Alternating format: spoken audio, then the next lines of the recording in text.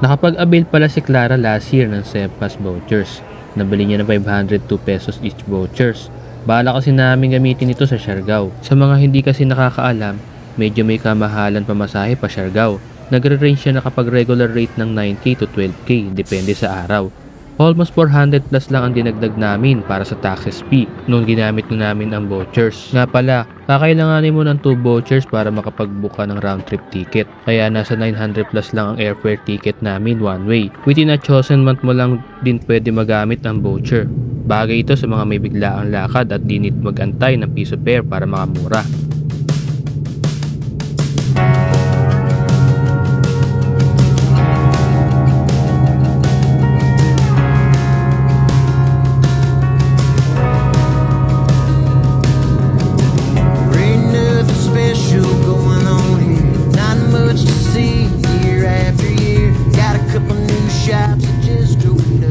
To everyone who have just landed at Sayang Airport, Sabco welcomes you to Siargao. Have a great day.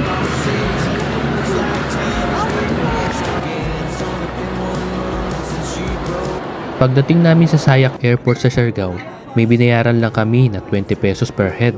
Di ko sure kung environmental fee or garbage fee. May kinausap si Clara sa online na tuktok para sunduin kami sa airport. Mas mura kasi yun ng onti, 250 pesos per head ang singil sa amin ni Sir.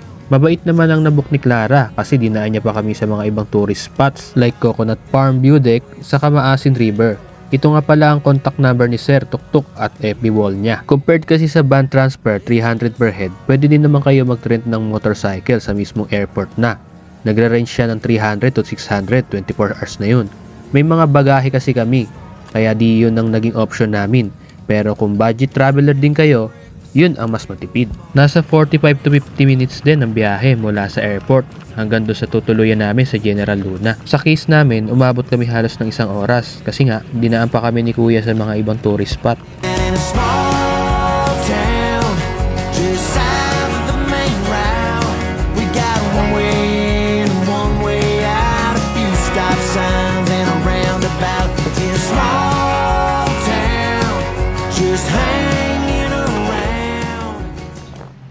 Ang galing ng pinto nila, transparent.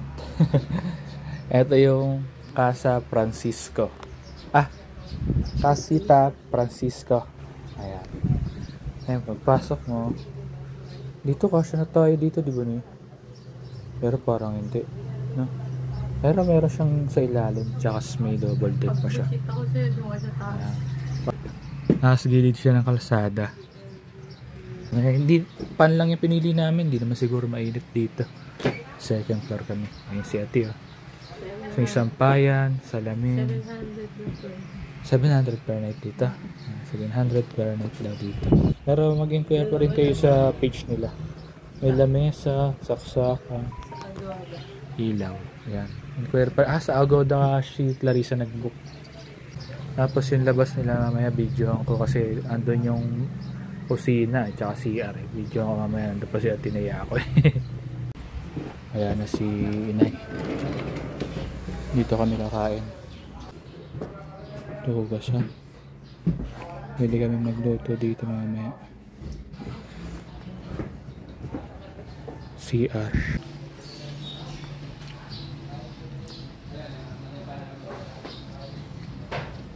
Ano ba kayo?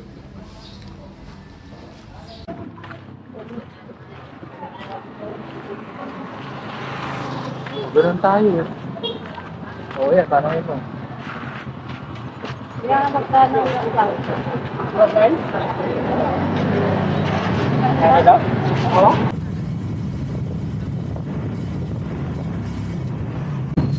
Naman na kami sa may Tsaka. Nakalipad na ako ng kasi malapit sa Cloud 9. Hindi na kami nagsayang ng oras. Una namin pinuntahan ang Cloud 9. Bala kasi namin mag-sunset sa Katangnan Bridge para mas malapit. Kaso umulan. Kaya nagstay na lang kami sa Cloud 9. May entrance pala pag pumasok sa area at naglakad sa boardwalk 100 pesos per head. Pero may isang daan sa kabila na di mo na need magbayad ng entrance fee. Pero minsan may nagbabantay din doon pero kalimitan wala. Dito ang Cloud 9. Bali dito kami bumaba. Kasi didiretso kami pupunta ng Siaka. Andito naman banda yung nagsisingil ng mga ticket kung pupunta ka dito sa may boardwalk. Yan. Sa case namin, dito kami nagbayad. Pero, sa mga sumunod na araw na ginawa namin, dito kasi may isang daanan. Pwede kayo dumaan dyan para makapunta kayo dito sa boardwalk at makapag-stay sa gilid ng dagat. Kaya kasi yung bayad namin, 100 din yun. 200 dalawa kami para naman rin.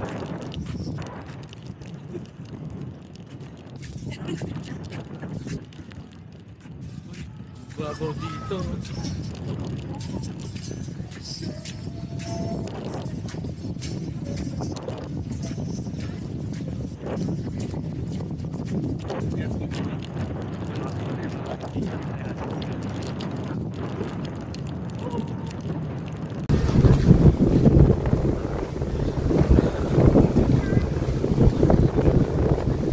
Bagyo.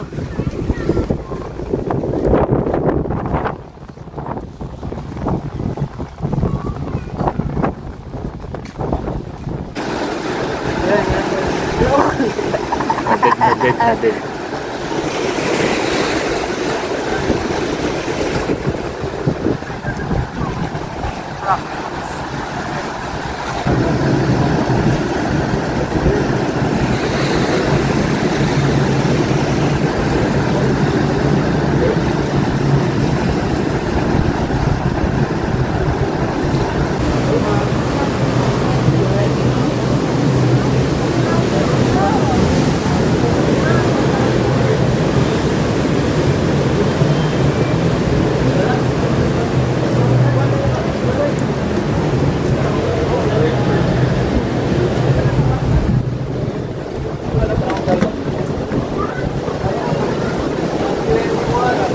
Kanya? Ano yan? Nachos?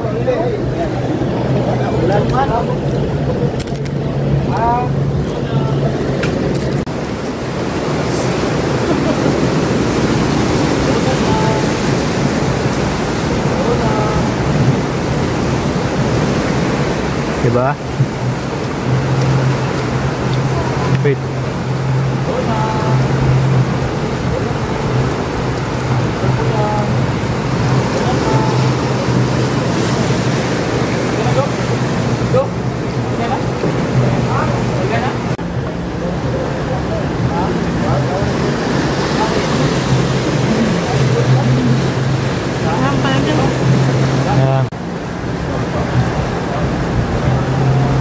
Angas, dalawa.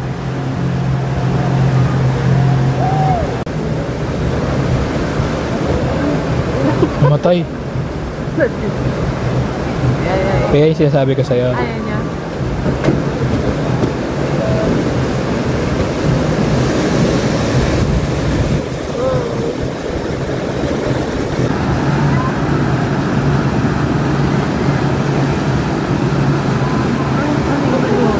Hindi. Ayun o, may cross sa taas.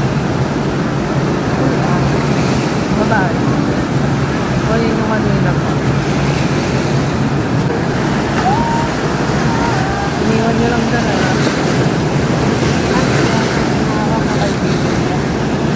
Kasi gumagalang lang dyan kasi.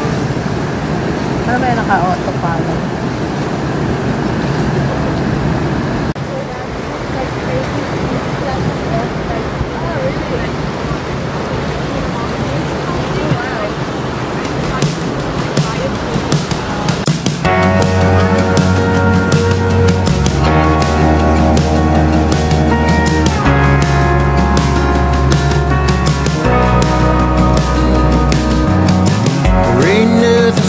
Going on here, not much to see year after year. Got a couple new shops that just opened up to replace the ones that recently shut.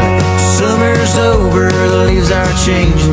Friday night lights, football season. Looks like Tammy's getting hitched again. It's only been 1 month since she broke up with old what's his name. Living in a small town just south of the main route. We got one way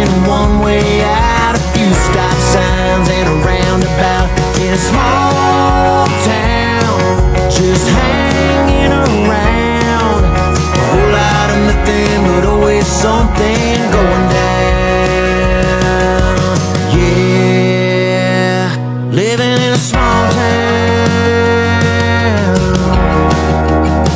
Yeah, living in a small town.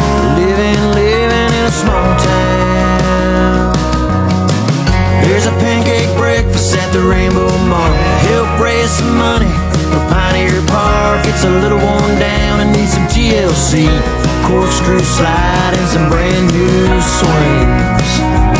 Living in a small town just south of the main route. We got one way in and one way out, a few stop signs and a roundabout.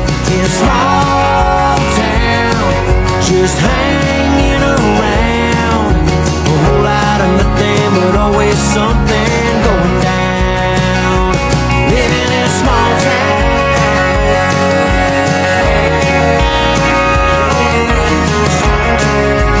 Living in a small town.